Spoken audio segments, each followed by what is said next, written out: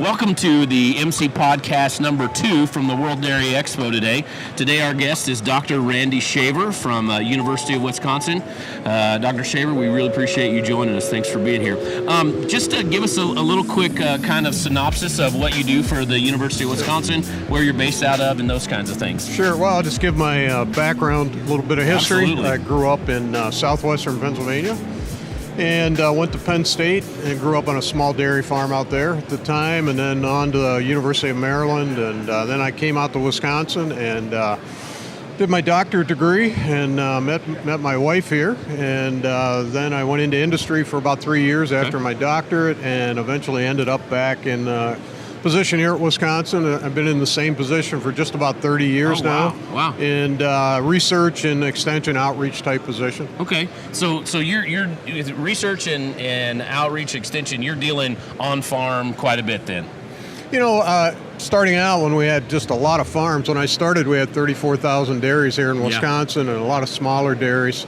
And we did spend more time doing kind of individual meetings at the county level, or working with county agents on individual farms, and things have kind of moved ahead over the past 30 years. We're running, I think, even a little less than 9,000 dairies here in the state. Okay. I didn't realize it was down that far. Yeah, and average herd size went from about 50 cows when I started, and we're up in the mid 100s right now. Okay, yeah. So quite a change in the industry. So we tend to work more with some of the professionals in the field. Okay. So maybe less and less with some of our county extension agents, and then we've got obviously masters and PhD consultants. We have feed industry nutritionists. Okay. We have a lot of crop consultants.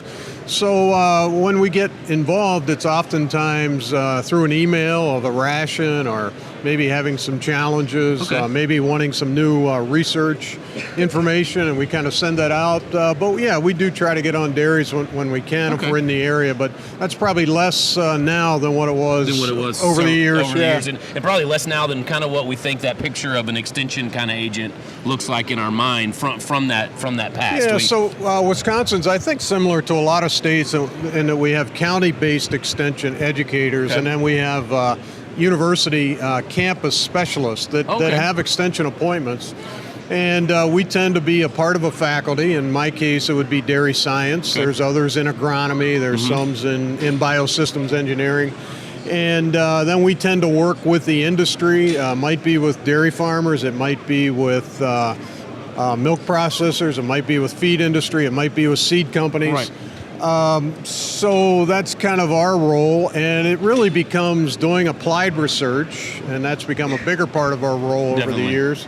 And then also delivering the research-based information to the industry, and we deliver it from campus just about any way we can. It might be something like this, a YouTube video. Right. It might be a fact sheet. It might be an article in Horde's Dairyman.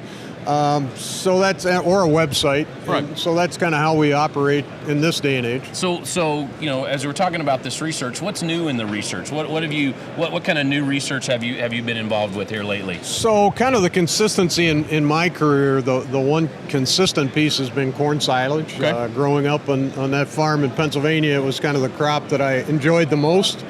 You planted it once, you harvested it once. I kind of enjoyed the fall time of the year and the harvest. Definitely. And so it was kind of an exciting crop for me. When I got into grad school, just by chance at the University of Maryland, it was a project that I worked on, involved the effect of silage acids and pH on intake. Okay. And we worked a lot with adding buffers to TMRs to get good intake on high corn silage diets. When I came to Wisconsin, I did a little more broad-based project, worked a lot with alfalfa and corn silage. And interestingly enough, in those days, Mark, the industry was predominantly here in Wisconsin was predominantly alfalfa. Okay. Alfalfa silage. Corn silage would be kind of your worst field of corn. Really? It might be chopped to go to heifers, maybe dry cows. If somebody was feeding corn silage to lactating cows at maybe only 15 or 20 pounds on a wet basis. Oh my. And I kind of walked around while I was in graduate school for 3 years scratching my head and said, you know, in Pennsylvania and New York, we just fed a lot of corn silage. Yeah. What's the difference?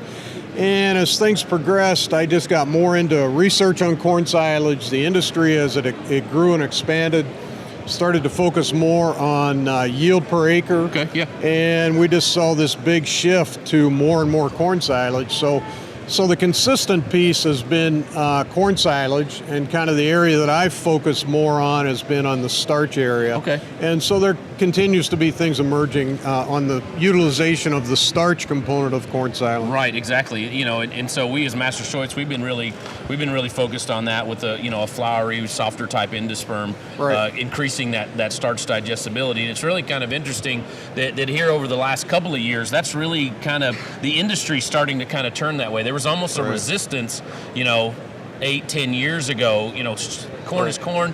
And then also, with commodity prices being low, who really cares about how digestible it is if commodity corn is $2.50 a bushel, but I guess it was 4 or 5 years ago when we had $8 bushel corn. Then we really started getting focused on starch digestibility. Right. So where do you think we're moving with starch digestibility in the future? So it's not too surprising. You got to realize in the dairy side, we've been focused very heavily on fiber, right?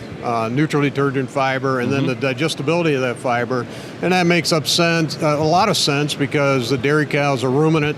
She's got a chewer cud. We've got to have good butter fat test. Fat is right now kind of our most valuable component of milk.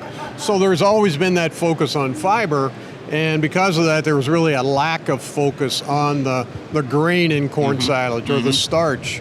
And the beef people, they were working heavily on starch 30 years before us in dairy. So it's kind of been an ongoing process, and the first was just looking at the concentration of starch in silage, getting some analytical tests that could measure that.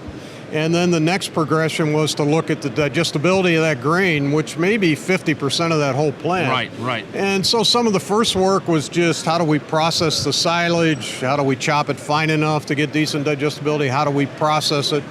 Looking at the moisture at the time of harvest, not wanting it to get too dry. And so kind of the next progression was to look at the endosperm and noting that there are differences. There's certainly in Brazil and Europe, France, for example, there's a flint. Right, exactly. And then as you get into kind of the lower part of the corn belt, there's a true floury. Right. And the yellow dent was kind of a mixture of those two. Right.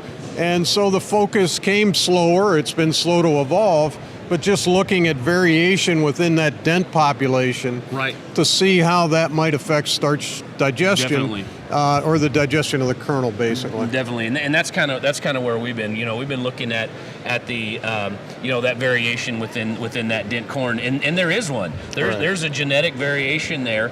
That is somewhat affected by environmental conditions and management, but there is that genetic diversity even in that yellow dent, and wanting to produce a corn hybrid that has a higher percentage of that white floury starch in the endosperm because the cow gets to that better.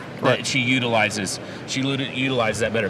Have you been seeing any samples this year? Any corn silage samples? What are you seeing out of those that are being harvested this year? So really very few. I've seen some fresh samples come through, but in terms of starch digestibility, it's probably a little early to look at that.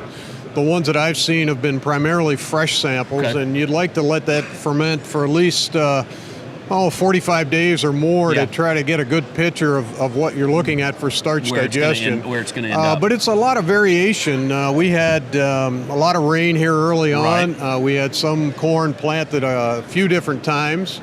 We had a lot of drownouts in the field. Then we had so much rain that I think we lost some nitrogen, and so that crop started to yellow or dry down pretty quickly. And then, at least here in Wisconsin, we got into a real dry spell. So what I'm expecting and what I'm already starting to see is quite a bit of variation in dry matter content at harvest, variation in NDF content, even variation in starch content. And then as we get into this, we'll have a little better picture of what kind of differences we see in starch digestion. What about fiber digestibility? Have you been seeing any differences in fiber digestibility over what you saw last year? Interestingly enough, for some of the samples that I've looked at thus far on fresh samples, it's been higher than what we've typically seen. Now, I don't know if that'll hold up because I'm looking at a pretty small population. But overall, it seems like fiber digestibility has been pretty good. Looking at two factors now, the NDF digestibility at 30 hours Then the UNDF, which is kind of the undigested fraction. At 240, or are you looking at 120? 240, yeah. And then also with Rock River Labs, they do a TT-NDFD. Yes. And so kind of all those two numbers, NDFD 30 and TT-NDFD, seem to just be a bit higher in what I've looked at, and the UNDF 240 a little bit lower. So I don't know if that's just a function of the samples I'm looking at, or whether that hold up. That'll hold up throughout the year. So you mentioned these parts of the nutrition fraction or profiles that a guy should be looking at. So if a farmer's taking this corn silage out, what are the top 4 nutritional components that he should be looking at? So the first place that I look at is NDF concentration, okay. NDF percent, okay. and starch percent. Okay. And the reason I say that is certainly that's affected by hybrid, because that affects grain yield. Yes. But it's also affected by the stage of maturity that we harvest. It's affected by the weather conditions, which affects grain yield. Yes. And it's affected by how high we chop it off the ground. Right. Do we chop it 6 inches? Do we chop it 20 inches? So we see a lot of variation in NDF and starch content. And that's really going to determine really 2 things. One, the energy value of that, how much of that yellow fraction you have, but then also the roughage or the forage value of that silage, because you got to have a reasonable level of NDF to really get enough fiber into that cow. So I know those aren't new, but they're kind of the top ones that I look at. Right. And then I like to get a good look at dry matter content. Okay, yeah. Because if you get it way too dry, 45% dry matter, we pretty much know we're going to have some challenges in digestibility. Right. Probably mainly starch, but maybe a bit on fiber. On the fiber side. And we're going to have more starch and less of that fiber. Correct. When we get that dry. Because you're going to really... it's a dilution thing, yes. So you're going to have a lot more grain yield, more starch in the kernel, and that's going to dilute out more NDF. Right. Then you look, is it too wet? Yep. I've seen some samples, 28% whole plant dry matter, and there we know you'd suspect that starch is going to be a little bit lower. Yeah, probably in the low to mid 20s. Yeah, as a percentage of dry matter. I've seen some upper 20s. It depends a little bit on, again, the hybrid. And then your stover yield, the stock yield versus the grain. But there you're going to have some seepage, you may have some sugars that leach out, you may have high lactic acid. So I kind of look at dry matter, and is it in that sweet spot of, say, 34 to 36% whole plant dry matter? Then we got a little range probably from 32 to 38, but once we start seeing 30 and below or 40 and above, then I kind of get a little worried about what I'm going to be looking at. Absolutely. So dry matter, NDF, starch concentrations. Okay. And then I would probably go right to my fiber digestibility and kind of pick your number. Right. You want to be able to compare across other samples, other years, if it's a nutritionist, across other farms. Right. And so some will focus mainly on NDFD 30. Some will focus on this TT-NDFD. Some will take a little more broad view, which is what I like to do. Look at NDFD, look at UNDF, look at TT-NDFD, and kind of assess, what am I dealing with? Is it a highly digestible hybrid, in this silo or this year, or is it not as good as what you'd expect? And then probably you're looking at starch digestibility. And unfortunately, I don't know that there's a lot of good tests there, but one good one is probably this 7-hour starch digestibility. Yeah, that's kind of the industry standard, kind of like NDFD 30. Everybody, that's where. But it's kind of an index, and there's some variation amongst labs, and I almost like to use it at an index of kind of a high, medium, low, and allow me to compare against other samples that I work with. It's not as sophisticated, it's not as fine-tuned as what NDFD is. You're right. And then probably some way of assessing processing. Okay. And we've got the processing score that's a fairly standard analysis, and you'd like that to be 70 or higher, and probably 50 to 70 is adequate. Right. But that just gives us an idea of how well we process that kernel coming through. And that's going to increase the starch digestibility. Correct. The finer it is, the more digestible it is. So those are probably the big ones that I look at. And then if you know what your hybrid is going in, is it a silage hybrid, kind of a silage specific where somebody's focused on the digestibility of the kernel, or is it a grain hybrid where it may be actually a fairly hard kernel because the main focus has been for grain production. Definitely. And so they want a denser kernel to get it through elevators and eliminate the damage to that kernel. But it got chopped for silage. Or is it a leafy type hybrid? So there's just things that you know about the hybrid, and that allows you maybe to focus a bit on how hard you're going to look at something like processing score, and how concerned you're going to be about moisture content at the time of harvest. Definitely. And another thing there too is if I know that my hybrid was developed for grain, I know it has that harder endosperm, maybe I let that ensile a little bit longer. You were talking 45 days, maybe I let that go 3 months or 5 months before I start feeding that, because the longer that's ensiled, the higher that starch digestibility gets. Yeah, I just think you have to know what you're dealing with going in, and so it's certainly a situation where that's a hybrid. I don't want to let it get too dry. I want to avoid that. I don't want to poorly process it.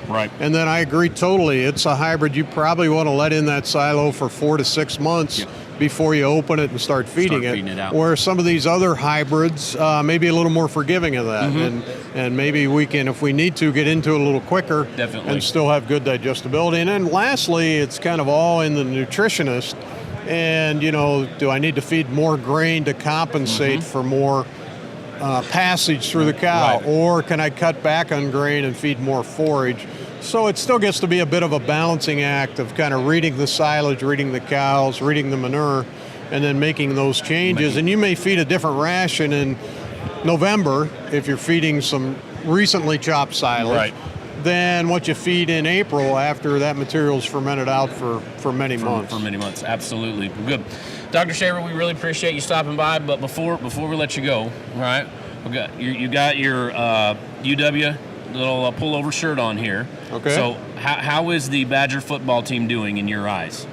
They are doing great, but fortunately or unfortunately, I actually have 3 teams in the Big Ten. Penn State is now in, and Penn State, I think, is in the top 5, maybe 3 or 4. Okay. The Badgers are in the top 10. And then my third team was the University of Maryland, and the Terps are hanging in there. I believe they upset Texas early in the year. Yes, they did. So I think the Badgers are fine, but Penn State's probably the team to watch, at least until they play Ohio State in a few weeks. Definitely. Dr. Shaver, we really appreciate you coming by, stopping by. Guys, we appreciate you listening in to our MC podcast and here at the World Dairy Expo.